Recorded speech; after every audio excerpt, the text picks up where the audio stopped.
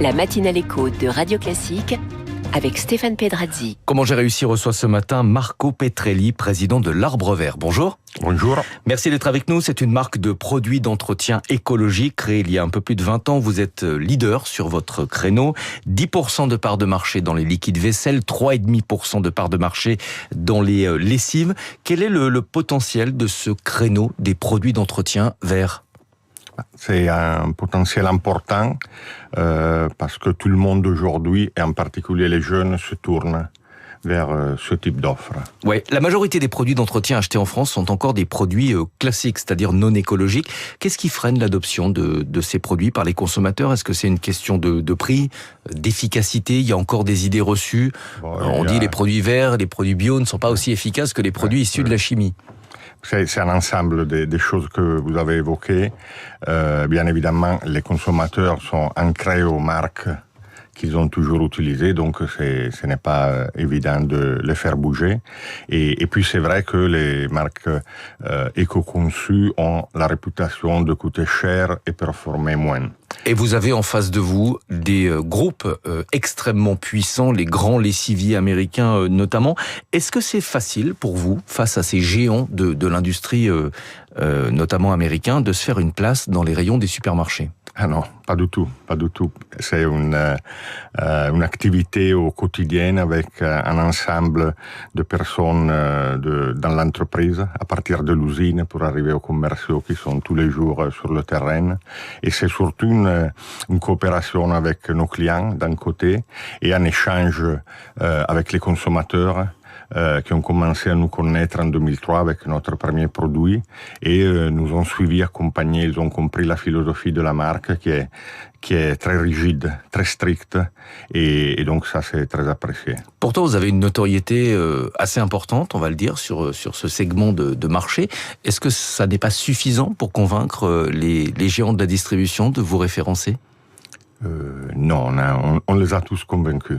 Oui, vous êtes référencé absolument partout. Oui. Aujourd'hui, très bien. Notre volonté est depuis toujours d'être vraiment dans la grande distribution et pas dans les canaux spécialisés. Comment est-ce que vos produits sont conçus ? Quel est le cahier des charges ? Est-ce qu'on peut créer des produits 100% écologiques ? Alors, je pense que le mot 100% soit excessif. Néanmoins, on réfléchit vraiment tous les jours à ce qu'on peut faire en termes de formulation, en termes d'emballage, en termes de process de production. On a par exemple une souffleuse depuis 2018 qui a soufflé, je pense, 110 millions de flacons de liquide vaisselle et qui a évité plusieurs centaines de camions sur les routes pour transporter des flacons vides. Donc l'objectif, ça n'est pas uniquement dans la composition des produits, c'est vraiment réduire l'empreinte écologique de ces produits sur l'intégralité, j'allais dire, du spectre, y compris dans le contenant. Tout à fait, sur le cycle de vie.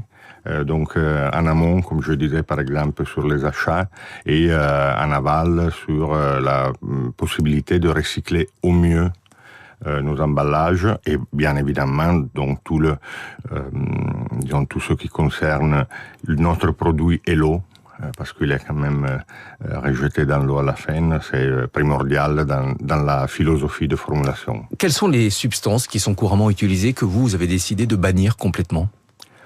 Alors il y en a plusieurs. Par exemple, la première qui me vient à l'esprit sont les allergènes. On a banni les allergènes pour ici plutôt éviter des problèmes d'allergie à la peau. Ouais. Et ça c'est pas facile parce que les fragrances que nous avons dans la majorité des produits de tous les types sont pleines d'allergènes. Et donc on a dû développer des fragrances très spécifiques. On parle de plus en plus souvent des perturbateurs endocriniens. Est-ce qu'il y en a dans les produits d'entretien classiques ? Aujourd'hui, je ne pense pas. Je ne pense pas. Ouais. Quels sont vos projets de développement ?